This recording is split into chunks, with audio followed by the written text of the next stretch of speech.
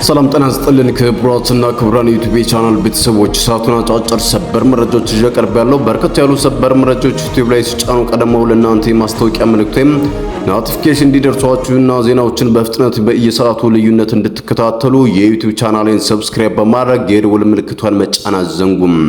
ወደ ሰበር መረጃው ስናቀና የእስራኤሉ ጠቅላይ ሚኒስትር ቤንያሚን ኔታንያሁ ያልታሰበ አደገኛ መግለጫም ሰጥተዋል። የመግለጫቸው ደግሞ በዋሽንግተን ነጩ ቤተ መንግስት ዋይት ሃውስ ውስጥ ከፍተኛ ድንጋጤንም ፈጥሯል።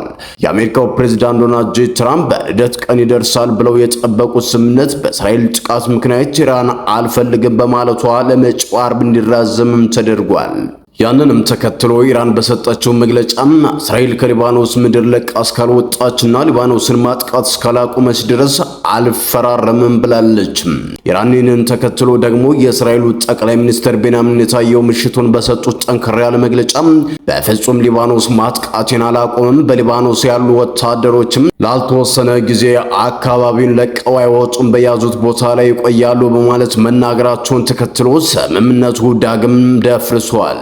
የእስራኤሉን ጠቅላይ ሚኒስትር ቤንያሚን ኔታንያሁ ከመሳደብና ከመቆጣትም አልፈው ከፍተኛው ቁጣ ላይ እንደሚገኙም ተመላክቷል። በዝርዝር የማስደምጣችሁ ሰበር መረጃም ይኖራል በጉዳዩ ዙሪያ። የእስራኤሉ መገናኛ ብዙሃን የኢራን መገናኛ ብዙሃን በዚህ ጉዳይ በስምምነቱም ጉዳይ ሰፊ መረጃዎች እያወጡ ነው። እስከ ፍጻሜው ድረስ አብራችሁኝ የምትቆዩ ከሆነ እነኝና መሰል መረጃዎችን በዝርዝር ታደምጡታላችሁ። በቅድሚያ በብዙ ሚሊዮኖች ዘንድ ከፍተኛ ተስፋ የተጣለበትና በፊታችን አርብ በስዊዘርላንድ ጄኔቫ ይፈረማል ተብሎ የሚጠበቀው የኢራንና የአሜሪካ ስምምነት በከፍተኛ እንጥልጥል ላይ መሆኑ ተዘገበም። በእስራኤል ምክንያት ከፍተኛ እንጥልጥል ውስጥ የገባው ይህ ጉዳይን በተመለከተ ለመገናኛ ብዙሃን የተሰጡ መግለጫዎችን የዘገበው ሲኤንኤን ኢራን ባስቀመጠችው ቀይ መስመር መሰረት ይህንን ስምምነት የምፈራረመው ሊባኖስ የስምምነቱ አንዱ አካል ከሆነች ብቻ ነው ብላለች። የኢራን እስላማዊ ሪፐብሊክ የውጭ ጉዳይ ሚኒስትር ቃል አቀባይ እስማኤል ባጋይ በሰጡት ጋዜጣዊ መግለጫ እንዳመለከቱት በእስራኤል የሚካሄደው የሊባኖስ ወረራና ጦርነት በአስቸኳይ ማክተም አለበት። እስከ ሐሙስ ድረስ ጦርነቱ ካላከተመና እስራኤል ሙሉ በሙሉ ሊባኖስን ጣጥላ ካልወጣች ፈጽሞ አልፈራረምም ብላለች።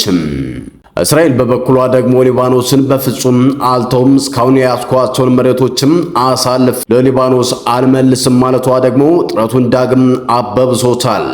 ቃል አቀባዩ በሚስጥር የተጠናቀቀውን የረቂቅ ሰነድ ይዘት ይፋ ሲያደርጉም ሊባኖስ የሚለው ቃል በዚህ ታሪካዊ የስምምነት ሰነድ ውስጥም በተለይም 3 ጊዜ ተጠቅሷል በማለትም ገልጸዋል።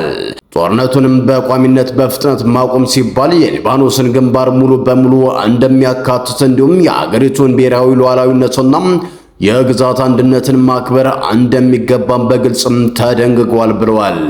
እኛ በዚህ ረገድ ያንን ጽኑ ቁርጠኝነት ከወዲሁ ለማሳወቅ እንወዳለን። ሊባኖስ ሳትሆን እኛ ሰላማችንን አናውጅም፣ የሰላም ስምምነትም አንፈራረምም ብለዋል።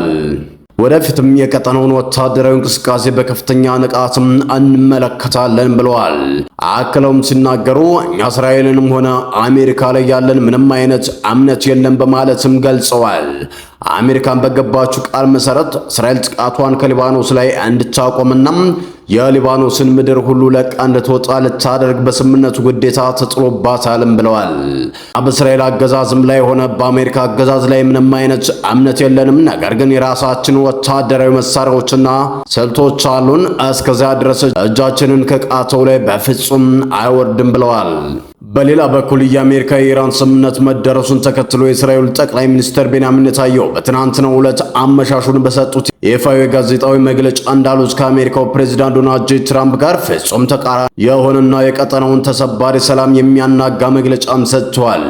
አሁን ቃል በቃል እንደተናገሩት አሜሪካ ከኢራን ጋር ስምምነት ብታደርግም እንኳን የእስራኤል ወታደራዊ ኃይሎች በሊባኖስና በሶሪያ ግዛት ውስጥ የያዙትን ወታደራዊ ይዘት ይዘው በቋሚነት ይቆያሉ ብለዋል። ከሊባኖስና ከሶሪያ ምድር በፍጹም ለቀን አንወጣም፣ እስራኤል የያዘቻቸውን ቦታም ይዛም ትቆያለችም ብለዋል። እስራኤል በሊባኖስ ደቡባዊ ክፍል ከሊታኒ ወንዝ ባሻገር ባቋቋመችው አዲሱ የደህንነት ቀጠና ውስጥ ወታደሮቿ አስፈላጊ ሆኖ እስከተገኘ ድረስ ወደፊት በቋሚነት ይቆያሉም ብለዋል። ከፕሬዝዳንት ትራምፕ ጋር ብዙ ጊዜ በአንድ አይነት መንገድ የምናይ ቢሆንም ነገር ግን በዚህ ስምምነት ዙሪያ ፍጹም ፊት ለፊት የምንጋፈጣቸውና የማንስማማባቸው ታላላቅ ስልታዊ ጉዳዮች አሉ። እኔ ለሀገሬ ብሔራዊ ደህንነት ተጠያቂ ነኝ፣ መብታችንንም በብልሃት አስጠብቃለሁ። ስለዚህም የእስራኤል ወታደሮች ከሊባኖስ ለቀው አይወጡም ብለዋል። ኢራን ደግሞ የእስራኤል ወታደሮች የሊባኖስ ምድር ለቀው ሳይወጡ ስምምነት አልፈራረምም ብላለች። በዚህም መሃል ስምምነቱን አብዝተው የሚፈልጉት የአሜሪካው ፕሬዝዳንት ዶናልድ ጄ ትራምፕ ደግሞ ከፍተኛ ጭንቀት ውስጥ እንደገቡ ተመላክቷል። የእስራኤሉ ታዋቂ የዜና አውታር ዘ ጀሩሳሌም ፖስት ዛሬ ሌሊቱን ባወጣው ዘገባ እንዳመለከተው ባሳለፍነው ዕለት የእስራኤሉ ጦር በቤሩት ዳሂዬ ላይ የፈጸመውንና 3 ሰዎችን የገደለውን የአየር ጥቃት ተከትሎ ከትራምፕ ጋር በስልክ በከፍተኛ ሁኔታ መጋጨታቸው ይፋም አድርገዋል። ታዋቂው የዲፕሎማሲያዊ ጋዜጣ ባራክ ራሺድ በአክሲዮስ የዜና ወኪል ላይ እንደገለጸው ትራምፕ በመጀመሪያ የስልክ ጥሪያቸው ላይ በቤሩት ጥቃት ሳቢያም እጅግ መቆጣታቸውን ገልጸው ለኔታየው እሱ ምንም አይነት የፖለቲካና ወታደራዊ ማስተዋል ችሎታ የለውም በማለትም የከረረ ቃላትም ሰድበዋቸዋል ተብሏል። በተያያዘም የአሜሪካው ፕሬዝዳንት ዶናልድ ጄ ትራምፕና የእስራኤሉ ጠቅላይ ሚኒስትር ቤንያሚን ኔታንያሁ በቤሩት ጥቃት ምክንያት በስልክ በከፍተኛ ሁኔታ መጋጨታቸውም ተገልጿል። ትራምፕ በሁለተኛው የስልክ ጥሪያቸው ጦርነቱ ማክተሙን የገለጹ ቢሆንም ኔታንያሁ ግን ስምምነቱን ለማደናቀፍ እየጣሩ እንደሆነም ተጠቅሷል። ኔታንያሁ የእስራኤል ጦር በኢራን ላይ የፈጸመውን ጥቃት ትልቅ ስኬት አድርገውም አቅርበውታል። የሽብር መሪዎች መገደላቸውን፣ የኒውክሌር ፋብሪካዎችን ማውደማቸውንና ኢራን ለዓመታት የገነባቸውን እስከ $1 ትሪሊዮን የሚገመት ኢኮኖሚና የመከላከያ አቅም ማዳከማቸውም ተናግረዋል። የእስራኤል መከላከያ ሚኒስትር እስራኤል ጋንት በበኩላቸው ከ2023 ጀምሮ በሊባኖስ በሶሪያና በጋዛ የያዟቸውን 1000 ስኩዌር ኪሎ ሜትር ወታደራዊ ይዞታዎችን በማንኛውም ዓለም አቀፍ ጫና ምክንያት ለቀው እንደማይወጡም በምህላም ገልጸዋል። የአሜሪካና የኢራን አዲስ ስምምነት በእስራኤል ማህበረሰብ ዘንድ በትራምፕ ላይ የነበረውን እምነት አናግቶታል። ቀደም ሲል ትራምፕን የሚያወድሰው የእስራኤሉ ቻናል 14 አቀራረቡን ቀይሮ ትራምፕ እስራኤልን ያዳከመ ተሸናፊ መሪ ሲል መጥራቱም እንዲሁም በትራምፕ ላይ የነበረውን የእስራኤላውያን ድጋፍ ከ64% ወደ 41% ዝቅ ማለቱም በጥናቱም ታይቷል። ኔታንያሁ ከትራምፕ ጋር ያላቸውን ግንኙነት በአደባባይ ለማበላሸት ቢሞክሩም የቀኝ ዘመም ጥምረት አጋሮቻቸው ቤንዛላል ስሞትሪችና ኢታማር ቤንግቪር ስምምነቱን የውርደት ውል ሲሉም ጠርተውታል። በሌላ በኩል ተቃዋሚዎቹ ናፍታሊ ቤኒትና ጋዲ አይዞኩን ኔታንያሁ ወታደራዊ ግባቸውን ማሳካት እንዳልቻሉና ለሕዝቡ የውሸት ታሪክ ሲያቀርቡ እንደነበር በመግለጽ ይቅርታ እንዲጠይቁም ጠይቀዋል። አሜሪካና እስራኤል በኢራን ላይ ያደረሱት የመጀመሪያው ወታደራዊ ወረራ በሰኔ 25 ለ12 ቀናት የቆየ እንደነበርና ሁለተኛው ደግሞ በፌብሩዋሪ መጨረሻ ተጀምሮ ለ40 ቀናት ከቀጠለው በኋላ በአፕሪል ወር የተኩስ አቁም መደረጉን የኢራን መገናኛ ብዙሃንም አስታውሰዋል። ይህ የሆርሙዝ ባህረ ሰላጤ ሙሉ በሙሉ በኢራን ቁጥጥር ስር እንዲገባ ማድረጉም ተገልጿል። ጦርነቱ በመራዘሙ ምክንያት አሜሪካ በቀጥታ ወታደራዊ እንቅስቃሴ በወር በአማካይ $6.8 ቢሊዮን ጦርነቱ በበረታበት ወቅት ደግሞ በቀን እስከ $2 ቢሊዮን ስታወጣ ቆይታለች። እያንዳንዳቸው $2.5 ቢሊዮን የሚያወጡ ቶማሃውክ ሚሳይሎችን ለመተካት በተደረገው ወጪ አጠቃላይ ወታደራዊ ወጪዋ ከ$50 ቢሊዮን በላይ ሆኗል።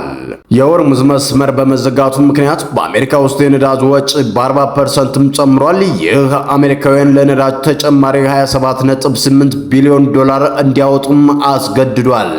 የአሜሪካ መከላከያ ሚኒስቴር የ$98 ቢሊዮን ተጨማሪ ድንገተኛ በጀት የጠየቀ ሲሆን የወደሙ መሳሪያዎችን ለማሟላትና ለቆሰሉ ወታደሮች የሚደረገውን የረጅም ጊዜ ወጪ ጨምሮ አጠቃላይ ዘላቂ ወጪም ከ$1 ትሪሊዮን በላይ ሊያሻቅም እንደሚችልም ተንታኞችም ገልጸዋል። ሰላም ጤና ይስጥልን። የተወደዳችሁና የተከበራችሁ የሚዲያችን ቤተሰቦች ለሰዓቱ የነበሩን መረጃዎች እነዚህን ይመስሉ ነበር። በሌላ መረጃዎች እስከምንገናኝ በያላችሁበት ሰላም ቆዩልን።